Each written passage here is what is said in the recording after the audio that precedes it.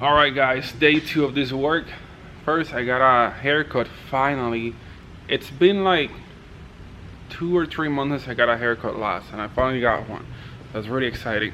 And then also another cool exciting thing, as my shirt says, we got a bunch of Vibrant Performance products that we're gonna be using today. I'm gonna be working on the exhaust. You can see we're gonna be making a titanium exhaust for the 836. I've also gotta make a downpipe for the turbo. That's gonna be in stainless steel, as well as a dump tube for the wastegate. I ended up shopping for a new toolbox since my old toolbox is already like about 7 years old, and it finally had one of the drawer sliders go bad, and it's also kind of like over capacity right now. It's like I can't fit anything anymore, so I'll just make a nice organized toolbox with all the tools that I need on this one. Maybe I'll take this one home to my garage. To start making the downpipe, I start grabbing some already pre-cut pieces that I have, and I can kind of like start mucking it up and see where I want this to be turning at. I gotta make like a 45, then like another 45 down, so I can come over around the runner and then down. I also need to make clearance for the wastegate up pipe. After tracing this part, I kind of want a little bit more angle, so I can put this on this U-bend and add a little bit more. Then I'm gonna place it on our cutting machine so I can have a nice straight cut. Well, never mind, there's no way for me to hold this and this. I'm gonna have to cut it with the sawzall. You can use the Vibrant AN fitting assembly dies on the vice grip to really hold round piping very good. It's not going anywhere. I have my mark right here, just gonna go. For that, my weapon of choice is the Chicago Electric sawzall. That's what I have. I mean, it works. And then I use a Milwaukee 9-inch 18 TPI saw blade. This cuts through this thing like butter.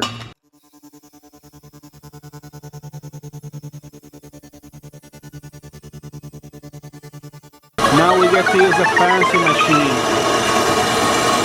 This is a bend that I have, and then I want to cut all that excess off.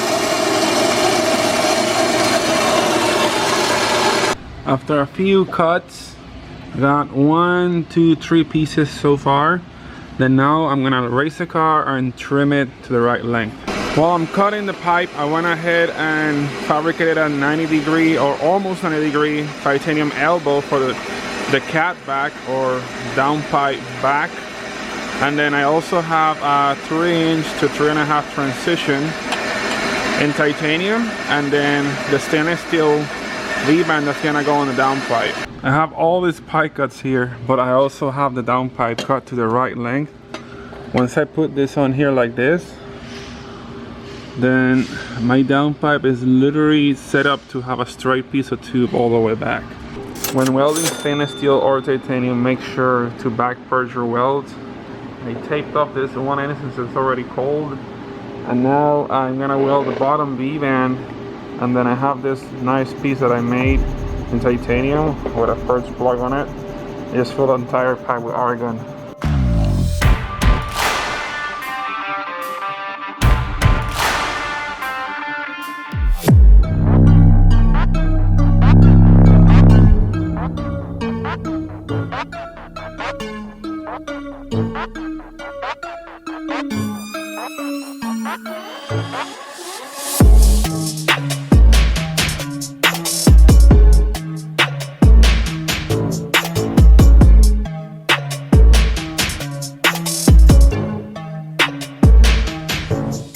The downpipe is now fitted back into the turbo, and everything fits perfectly. Now the next thing is to determine where I'm gonna put the O2 sensor bond.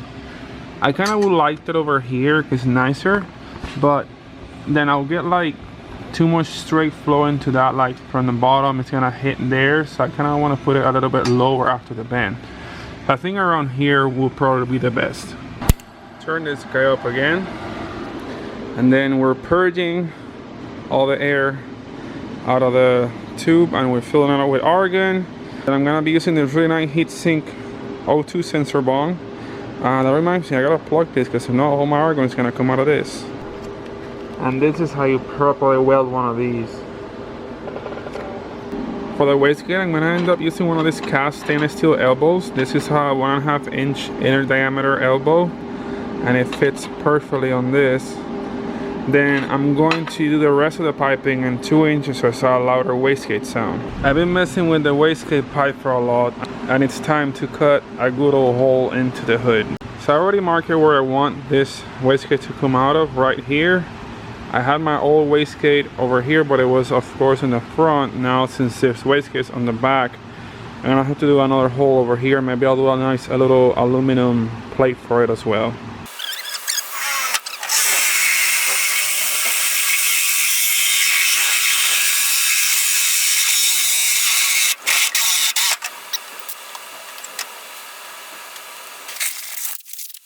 After about maybe an hour and a half, I finally finished the dump tube, and it's coming out sick. Look how cool and huge this dump tube is. It's 2 inches diameter piping, and then it comes all the way from down there, comes over here, really neat. Check out, this is the best part. Oh, this is my favorite part out of all of this. It clears. I wonder if I should leave it this high, kind of like it, or should I trim it almost flush? I just don't want to have it too flush, then it just burns the surroundings. So if you have it like this, it'll just like draw all the flames away from the vinyl. Just finished the last welds on the wastegate dump tube. Good thing I had a really old wastegate from the 836. And I was able to use that to clamp down the flange, that way there's no warping, and also able to block off this side, and then I'm purging from this side. These are not too bad. It's a little bit nicer on this side since this is thick metal. Before I continue with the rest of the exhaust, I need to take care of the rest of the drivetrain. So that one of those very important things is to trim the shifter rod. Since the transmissions move farther back with the plate and where the motor mount sits and everything, I need to relocate the shifter point. So I measure this, and I have to shorten the rod by 2¼ inches, and it should be dead even of neutral with the shifter straight. Then we have another special package from Drift HQ, this long box. You guys probably know what this is. There's something missing that is connect this to that. This is the rod shortened. This is how much I took off. Then I TIG welded it to make it look really neat. I got the drive shaft out of the box, and then we have another layer of wrapping. This looks interesting. I went ahead and put Norlock washers on all the bolts that hold the drive shaft together. We use this on all the race cars, and it's been proven to keep the bolts tight, and then it really helps them not backing up between races. Let's go ahead and install this guy. It's pretty much goes on here like this. Hardest part is to put a bolt in it.